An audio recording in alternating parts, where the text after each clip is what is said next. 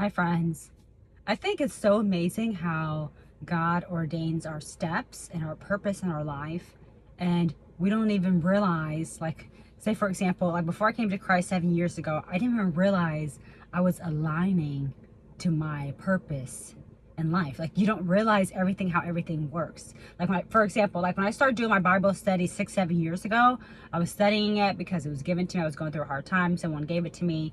And I was like, I don't know where to start. So I started reading it. I started reading about hope and trust and leaning into my own understanding, forgiveness, how it benefits us and not the person. It's just it helps you move on. And we're supposed to forgive, and about taming the tongue. I worked on that for 2 years. So it helped me so much. Like, who would have thought you're learning all this stuff for a bigger purpose? Isn't that how amazing how things work in life? Even something with you, for example, if you have anything. So it's so amazing how, like, I was taking notes, doing my Bible study. It helped me for 3, 4 years on my own. But then it brought so much healing about forgiveness and judgment, how to be more Christ-like. It was just so much information. I was like, I can't keep this to myself. Has transformed me. It has changed my life. I can't just keep this to myself. I can't. That's being so selfish. So when I start sharing it online, who would have thought that me studying it 3, 4 years prior to posting it online, that was supposed to be my purpose. Everything was aligned for me to do that eventually, right? Isn't that amazing how things work in life?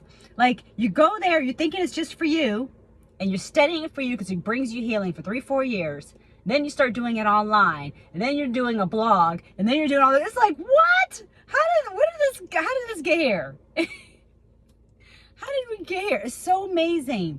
That's why when you just lean out to your own understanding and you trust God and His plans for you, and you just let things go and just be content, right? Any situation I'm in, I'm always content. You know, if I don't understand something and my flesh just can't help it, I just want to understand it so much.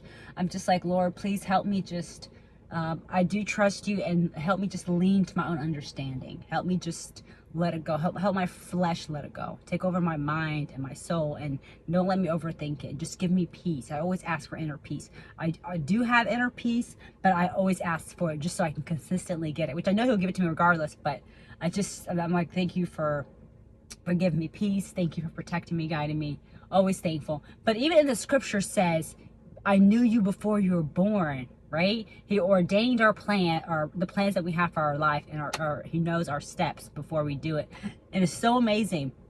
When you give your life to Christ, you guys, you will have an amazing life. I'm not joking. I'm comparing myself to how I used to be before I came to Christ 7 years ago. It was a lot of chaos. It was a lot. And it's a mixture of both. It's a mixture of, you're transformed. He gives you inner peace, this internal inner peace that you cannot explain. And you're just so happy and you're so content every time. Nothing bothers you. And it's a mixture of learning the scripture, putting it into practice, and putting it in your day-to-day life. For example, if someone says something offensive to me, I would think, because I studied the scripture, I would think, okay, Jesus said offenses will come, right? He said, love your enemies, pray for those that persecute you. So if someone's targeting you or trying to pick at you, I'll say, please God, help this person become aware of their action, forgive them from their sins. Please God, help them be aware of how they're speaking to people, how they're coming off. Give them a kind, gentle spirit. Protect them, love them. I always pray over someone who feels like I'm their enemy or whatever it might be. And that just gives you so much peace. All of this is for you, for yourself to find healing. It's for you, right? It gives you so much peace. Like, can you imagine? Like, I never imagined myself to be, like, can you imagine how big of a person you are to pray for someone who wants to get you, who wants to destroy you, and you pray for them? That's a whole different level. Like, can you imagine someone who is trying to destroy you and attack you, and you know it, it's so obvious, right? And you pray for them, please God, help them calm down, give them a soft, gentle spirit, help them, give them peace, love them, protect them. protect them, and you're constantly kind to them. Can you imagine how big of a person that is? That's not weakness. It's easy to retaliate. It's easy to get someone back. It's not easy to be disciplined and to live in the spirit, right? It's not easy to do that, right? And when I see weak people like that, I don't take that as a weakness. I don't take it as like, this person is too nice. It's not that they're too nice. They're disciplined. There's a difference, right? I just think it's so amazing how everything works for our greater purpose and our plan.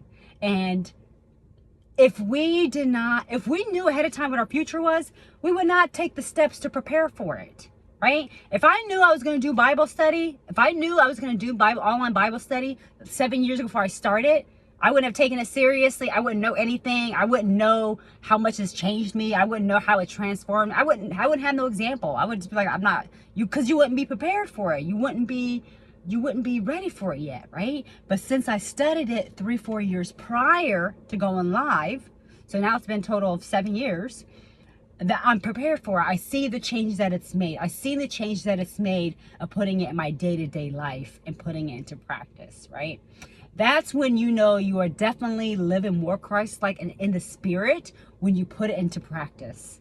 When you put it into practice. So, for example, if you want to say someone was rude to you and you want to tell them off, your flesh wants to tell them off. Okay, but are you going to live in the flesh or in the spirit? The flesh wants to tell them off and do all that, right? The spirit says, love your enemies, pray for those that persecute you. The spirit, you would pray for them. You would forgive them. There's life and death in the power of the tongue. Don't let any wholesome talk come out of your mouth. Only ones that edify the hearer. So living in the scripture is remembering those verses and putting it to practice when you go through obstacles. That's so amazing. That's so amazing. When something happens and you're like, why God, why is this happening to me? Why does this happen to me? That's what the flesh would say. But living in the spirit, you would say, okay, the scripture says, lean not to your own understanding. I trust you, Lord.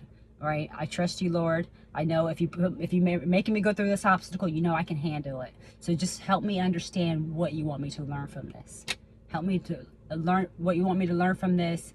And please, God, let my flesh be okay. That's all I ask for, for you to be able to handle it, which if you're going through it, you can handle it. So, but I think it's just so amazing how everything happens in our life to align to a greater purpose. So amazing. So amazing. All right. Bye, friends.